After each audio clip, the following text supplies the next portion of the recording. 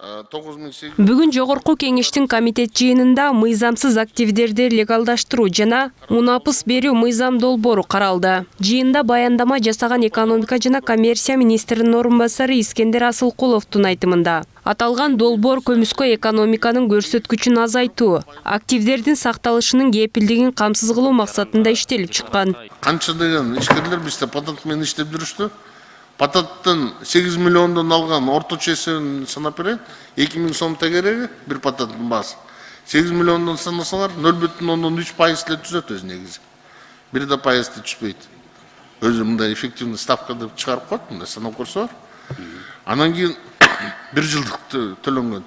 Эгерде ошо менен санап көрсөңөр, канча деген бизде ишкердин ушундай мындай вроде бы патент төлөп ачык эле иштеп жүргөн, а бирок 10%-лык төлөм жок да. Талкуу маалында эл өкүлдөрү мыйзам долбоорун колдоорун айтышып, ишкерлердин мыйзамдык жактан корголушу өлкөгө инвестициянын келишине шарт түзөрүн белгилешти.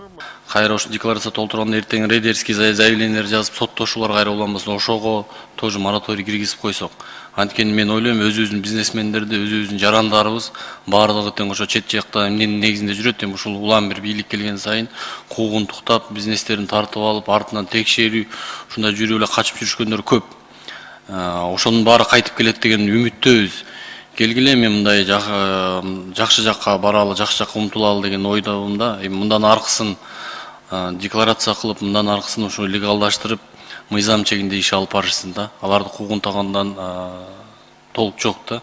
Парламенттик угууга мамлекеттик органдардын массалык маалымат каражаттарынын жана бизнес ассоциацияларынын өкүлдөрү, ошондой эле жарандар жана алардын бирикмелери катышты. Эл аралык иштер кеңешинин аткаруучу директору Аскар Сыдыков мыйзам долбоорунун идеясы жакшы экенин, бирок эл аралык практика көрсөткөндөй бул концепцияны бир нече гана мамлекеттер ийгиликтүү ишке ашырганын белгиледи. Андан соң Сыдыков легалдаштыруунун сунушталып жаткан механизмдерин кайра иштеп чыгууну талап кылган аспектилерге токтолду. Банк системасына келтирүү боюнча норма жок дейт. Бул бир.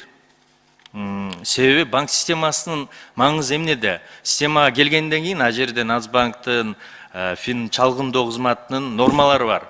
А жерде банктар ар бир кагазды текшерип, ошол каражаттар кийин ПФТОД деп коет, терроризмге каршы жана мыйзамсыз кирешелерди алдаштырууга каршы болгон мыйзамдарына ылайык иштешет. А бул жерде жок андай норма. Экинчиден, ошол баасы, мүлктүн жана акча каражаттарынын баасы кайра ошол декларанттын тарабынан бааланат экен, мен мурда айтып кеткендей. Жана эч кандай жактар менен текшерилбейт экен. Экинчи принципке каршы келет. Өз кезегинде мыйзам долбоордун авторлору сунуштарга ачык экендигин билдирип, демилгендин маңызы легалдаштыруу жол жобосун жөнөкөйлөтүү, мүлктүн сакталышына кепилдиктерди берүү экенин маалымдашты. Тазагүл Эмилбекова, Улукбек Сулайманов, Нью ТВ.